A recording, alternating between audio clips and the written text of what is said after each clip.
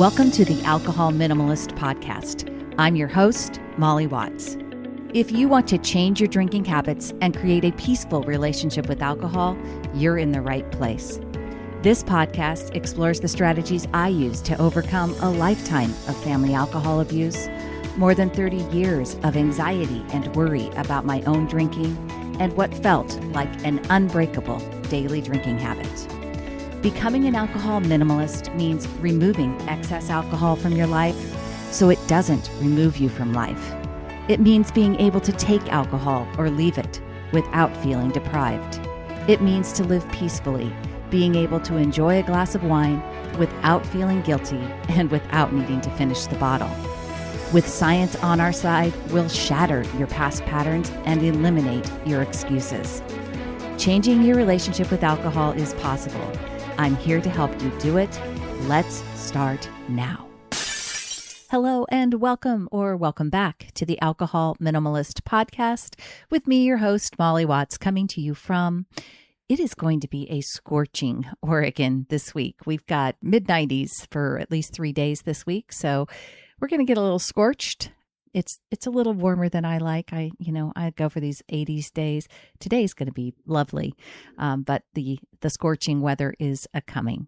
Hey, welcome to August. And this year for August, typically in August, if you haven't been around forever, I do what I call a summer content series where I share other people's content, people that I listen to. And I've done that for, the last 3-4 years. I've lost count. This year, I was having a coaching conversation this weekend and with two of my long-term clients or longtime listeners, and they both mentioned really getting value out of a couple recently revisited episodes. And, when you have more than 300 episodes in your podcast catalog, a lot of content that I've shared over the years. And it's true. If you're just diving into this right now, like, where do I start, right? I have a podcast listening guide on the website, which helps kind of direct 15 really popular episodes. They said, why don't you go back and look at what have been the most downloaded episodes and do a summer's greatest hits this year. I loved that idea.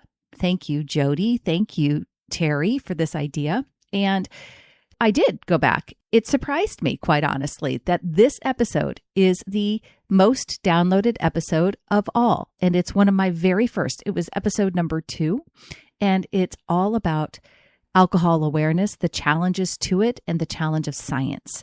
And next week, because I mentioned this is a part of a 2-week series, I will go ahead and do next week the next 2 challenges to your alcohol awareness. And that is industry and society. We'll have that episode next week, but for now, I want you to hear the number 1 most downloaded podcast of the Alcohol Minimalist Podcast. It was originally called Breaking the Bottle Legacy back then.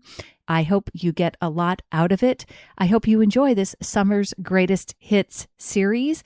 And if you have any questions you want to ask me directly, please reach out, molly@mollywatts.com. I will still have new episodes of Think Thursday all month long, but we will enjoy summer's greatest hits during August and the early part of September. Take care, everybody. Choose peace. I will see you on Thursday. This is the first of a 2-part series that I'm calling Alcohol Awareness and Challenges to Your Power. As you listen to this podcast, you're going to hear me say repeatedly that the responsibility for your relationship with alcohol is squarely on your shoulders. Actually, it's inside the round globe, sitting on top of your shoulders, namely your own brain and your own thoughts. It's not your genetics. It's not the alcohol industry, it's not your friends, and it's not alcohol itself. And trust me, this is really great news because your brain, that beautifully brilliant human brain, which was responsible for creating the negative relationship with alcohol that you have right now, is also the answer to how you're going to fix it. Nothing is broken, nothing has gone wrong, and your brain is actually doing exactly what it has evolved to do in terms of creating the habit of drinking that you have. Now, it's okay if you don't necessarily buy into that idea yet. I know I didn't when I first heard it.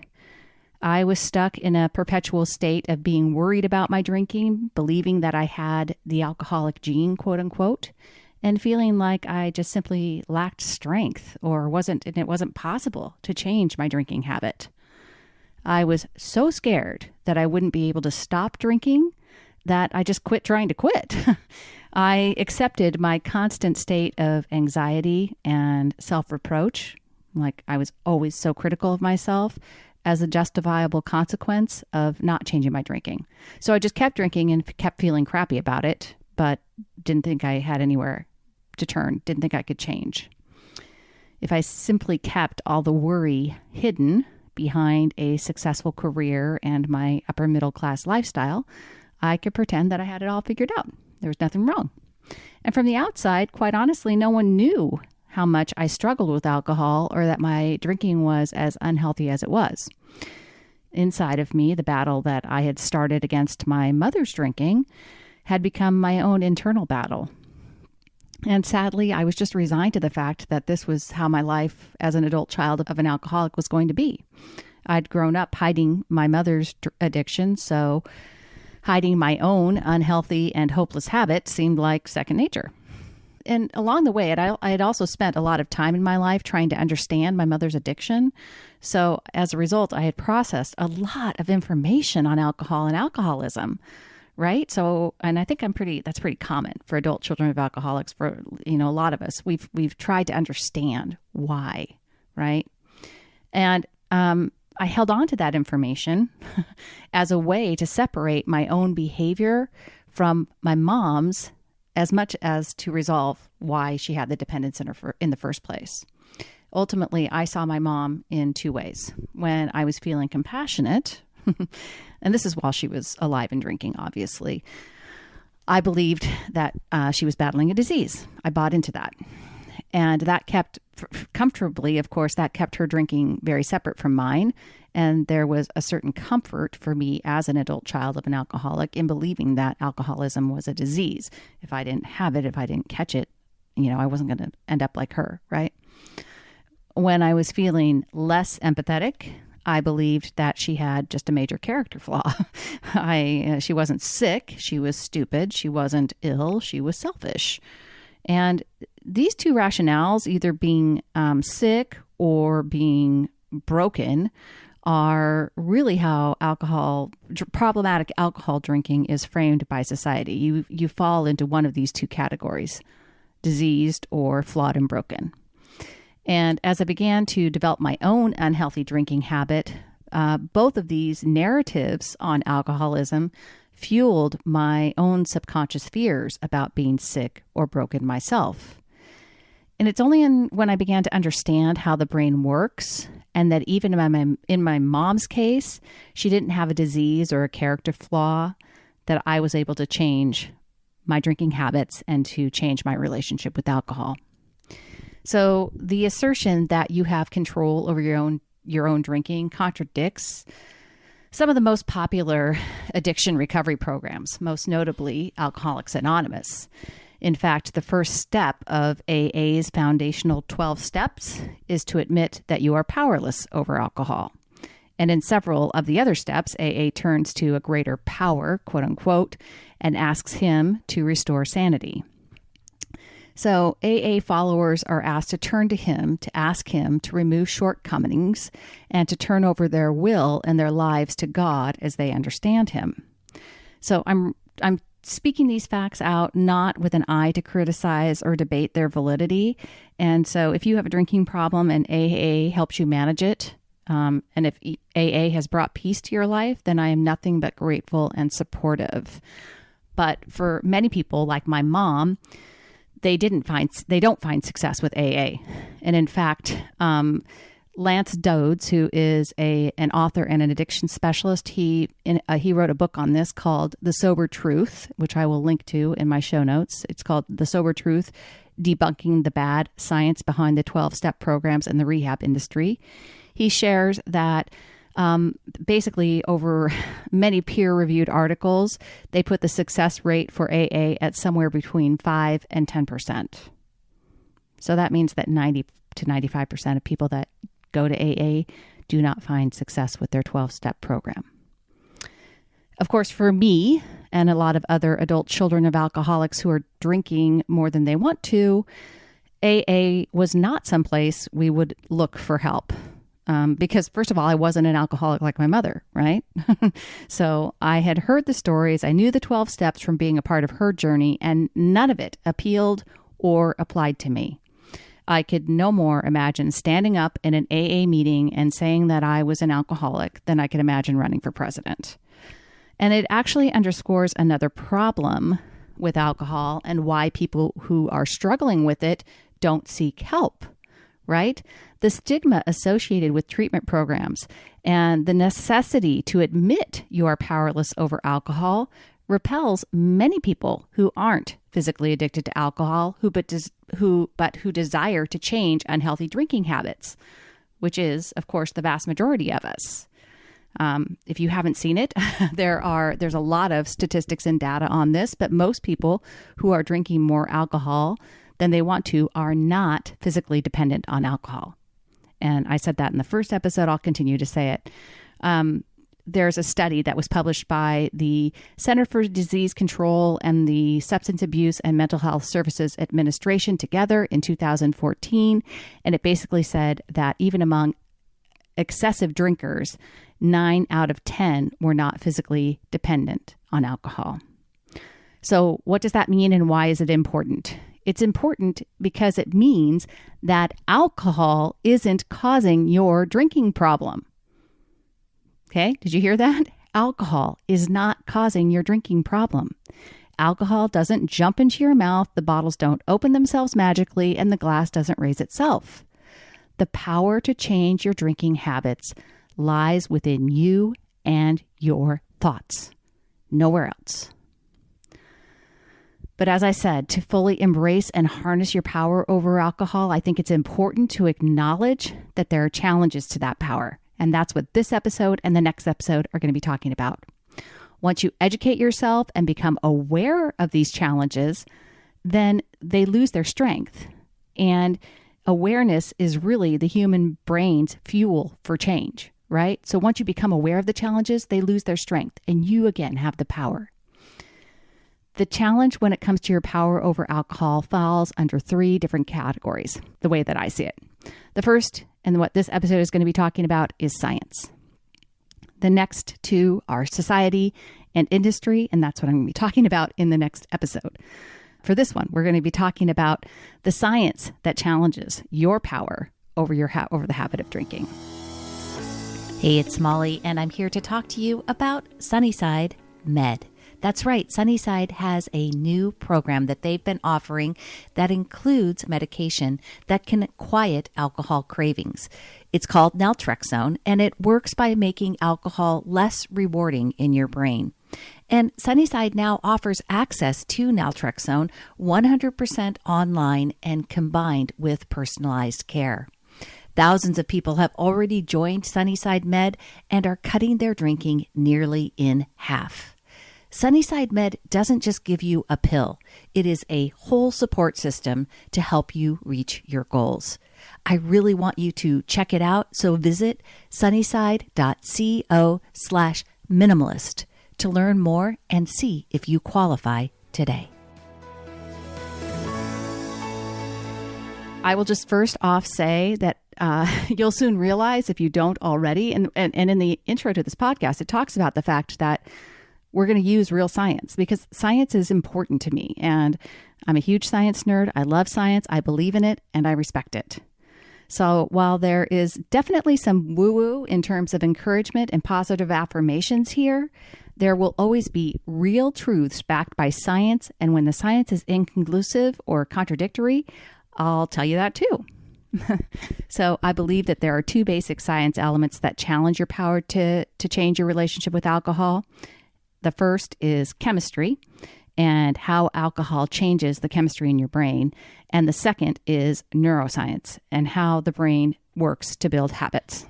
All right. So let's start. We'll start with chemistry. All right. Alcoholic drinks are made mostly of ethyl alcohol, also known as ethanol. It is the intoxicating agent that you find in beer, wine, and spirits. So when you drink alcohol, when you drink your favorite drink, right, whether that's wine, beer, or spirits, the chemical impact of alcohol on your body is systemic and immediate. You drink alcohol and it goes to both the stomach and the bloodstream. And from the very first sip, alcohol travels throughout your whole body. Your body and the liver, of course, we probably all know this, specifically recognizes alcohol as a toxin. It can't store it, and it immediately goes to work trying to break it down and to get rid of it. There are variables that affect your body's response to alcohol that include things like your weight, your age, your gender, your stress level, the physical setting. All of these things combine to impact how you respond to alcohol each and every time you drink. The type of alcoholic beverage that you consume and whether or not you combine alcohol with a meal can also impact the chemical reaction in your body. It's literally like the experiments in your high school chemistry class when changing the elements, the temperature, or the time got different results. Your body's response to alcohol is dynamic and unique every time you drink. While this might seem like good news for some and bad news for others, one important thing to understand is that no matter what your variables are, once alcohol enters your system, your body goes into defense mode, trying to protect you from it. Once in the body, alcohol moves quickly, and in just 30 seconds after your first sip, it travels to the brain and affects the brain's chemistry by interfering with the activity of neurotransmitters. So neurotransmitters, what are those? They are chemical messengers that carry signals between neurons and other cells in the body. Billions of neurotransmitter molecules are at work in the brain continually and constantly to keep our brains functioning, and alcohol impairs them almost immediately. It's the depressant action of alcohol on the brain's chemistry that results in lowering inhibitions, calming social fears, and making you feel more quote-unquote free. What isn't as commonly understood is that alcohol in the brain also acts as a stimulant, triggering the release of dopamine, the feel-good chemical in your brain's reward center. So the reward center is the combination of brain areas that are all affected by pleasurable activities, like going on vacation, having sex, eating your favorite food, talking to a good friend, and yes, drinking alcohol. By boosting dopamine, alcohol motivates your brain to continue seeking that pleasure. The catch-22 with alcohol is that while the dopamine is winding you up and working to focus your attention on getting more pleasure, like your next drink, you are simultaneously altering other brain chemicals that are causing you to think less clearly, lose your sense of balance, and increase sleepiness. So you've got both a depressant and a stimulant action happening at the same time. Alcohol's ability to cause those contrasting actions in the brain is known as its biphasic effect.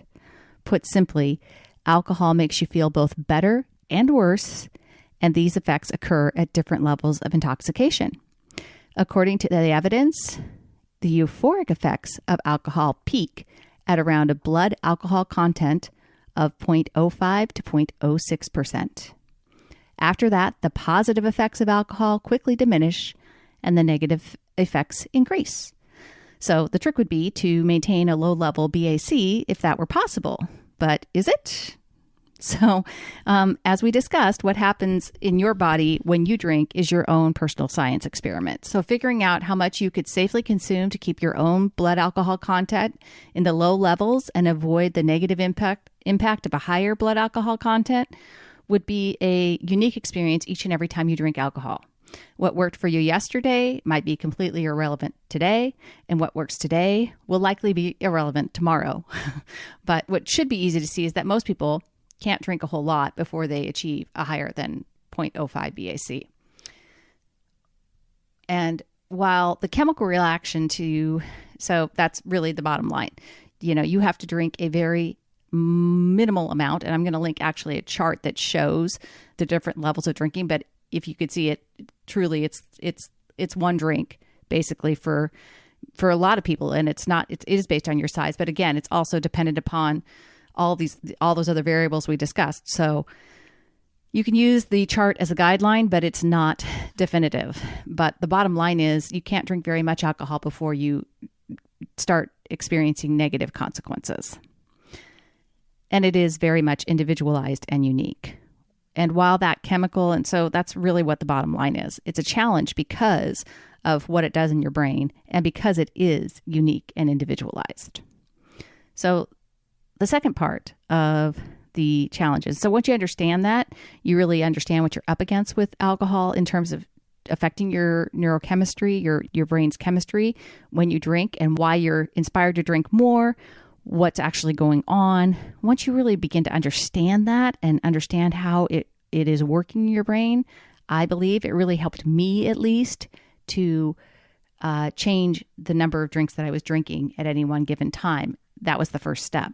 And really focusing on not wanting those negative consequences helped me first in being able to change my relationship.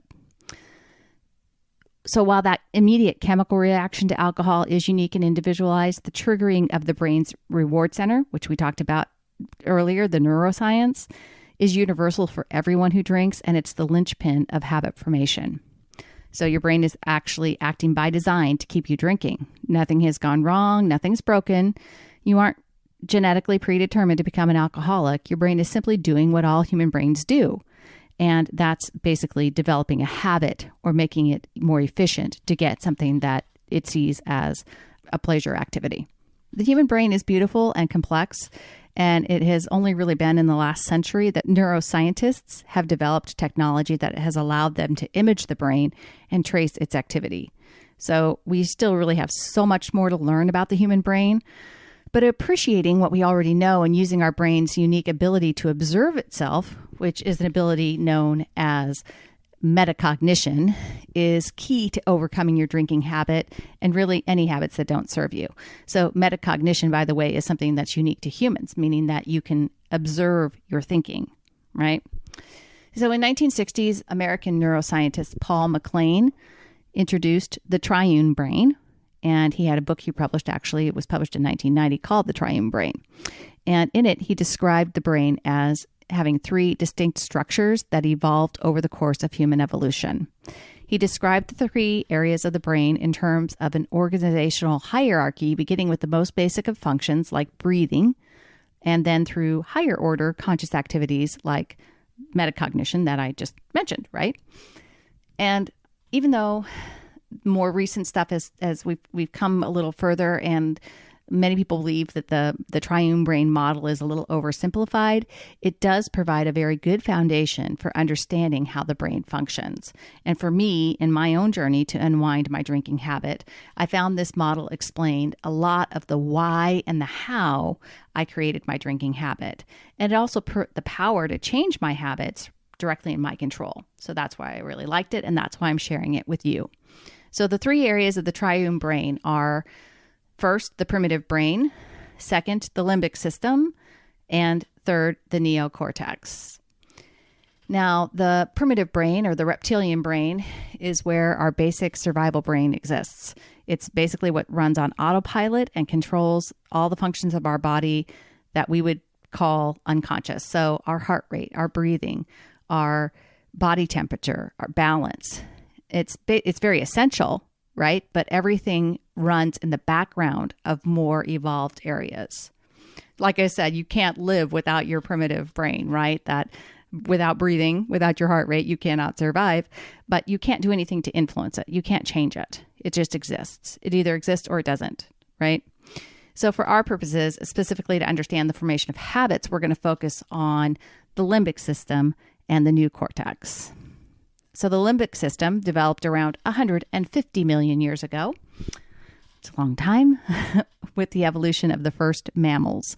And it's where emotions and memories are processed in the brain.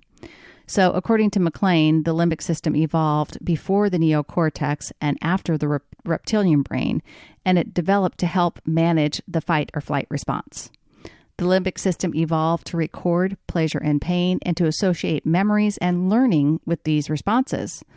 The limbic system is also the core of the reward center for mammals, including humans, and therefore it exerts a strong influence on our behaviors. So the newest area of the brain to evolve is the neocortex, or the new cortex. Of course, new is relative because we're still talking about 2.5 million years ago. So 2.5 million versus 150 million, right? Big gap, but still a long time ago. There are several theories as to why the human brain continued to grow and evolve. But what is important for us as people is that our brains did evolve. And within the neocortex is our prefrontal cortex, which enables us to plan and consider the future as well as anticipate it. And this cognitive feature known as future orientation is considered to be one of the most advanced and unique cognitive feats, and it is exclusively human, right? So human beings, we can anticipate and plan for the future, and that is not something that other mammals can do. For the purposes of understanding and changing my own habit of drinking, I found it useful to embrace the limbic system and the prefrontal cortex. Some psychologists have termed them the toddler brain and the adult brain, respectively. And so sometimes I like to think of the limbic system. I envision a reactive, impulsive toddler who is ruled by her emotions and only focused on the immediate moment. And the limbic system evolved to give humans emotional connection to activities that would ensure survival, right? Its main goals are to seek pleasure, avoid pain, and to conserve energy, much like a toddler. In contrast, the prefrontal cortex, or the adult brain, which doesn't reach full maturity until the age of 28, is the most highly developed and evolved part of the human brain. The neocortex is the center of logic, conscious thinking, and language. So no matter whether we are talking about the habit of drinking or the habit of brushing our teeth, the reason that habits are difficult to break is because the brain, and specifically the limbic system or lower brain, likes to commit repetitive behaviors to automation in an attempt to conserve energy. Essentially, our habits get hardwired into us so we don't have to expend mental energy on them. With the habit of drinking or any other habit that triggers the release of dopamine, the habit is strengthened because the dopamine motivates us to continue seeking out this pleasurable reward. But habits can be changed when we engage our prefrontal cortex to override the automatic process using logic. We have to remind ourselves with our future planning and our long-term goals, and it's really just as simple as that, and as hard, you might say, to change your relationship with alcohol. For now, I just want you to understand that simply repeating the action of drinking alcohol, by repeating the action, you created a habit system for alcohol. And I know that's probably not news to many of you. You've probably got that idea down that you have, but it really isn't because alcohol's done anything specific. There are it's the same pattern that you have for other habits. And the one thing that's different, and this is not exclusive to alcohol because like I said, there are other dopamine releasing triggers. It has created a pleasure habit for you, and you need to be able to see it as such and override it with your prefrontal cortex. So for me, whether it was daily drinking or going out on the weekends, getting off work or relaxing on vacation, my brain learned to expect alcohol as the habit, and it was ingrained in me. And so for me and many others of you who quote unquote overdrink, the amount of alcohol increases over time and the number of cues and triggers for the habit cycle increase too. And so beyond that daily after work habit, I began to associate drinking with whenever I was feeling a negative emotion. Stress, sadness, anger. I can literally remember choosing to drink to excess whenever I felt overwhelmed by emotions. So with time and repetition, again, it simply became my default. It felt like I had no choice but to drink when a negative circumstance appeared. So maybe that's not you. Maybe you simply drink at the end of the workday, or you want to increase your fun on the weekends or to celebrate holidays. I did all that too. The important piece of the chemical science is that in all of these scenarios, I was seeking the chemical feel-good dopamine factor that alcohol, the drug, temporarily gave my brain. And because I did it repetitively, my brain committed drinking alcohol to habit.